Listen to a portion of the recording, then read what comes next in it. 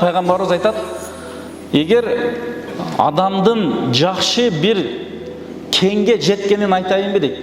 Ошо нерсеге жетсе, бул бардык байлык ошонун колунда дейт. Ошондо пайгамбарыбыз кен деп баалайт экен да. Ал-мар'ату салихату дейт. Иза назара илейха саррату. Егер алган жарыңды карап туруп, кубанып, сүйүнүп аткан болсоң, бир нерсени айтсаң, айтканыңды аткарып аткан болсо, эгер үйдө жок болсоң, иза габа анха дейт.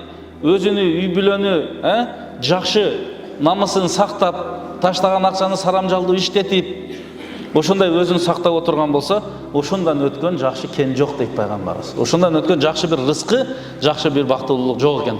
Кайра жүрсөң дагы ишеничтүү болсо, бардык жагынан. Ошондон эң биринчи эмне кылышыбыз керек экен, ошол өмүрлүк жолду жакшы тандыганга аракет кылалы.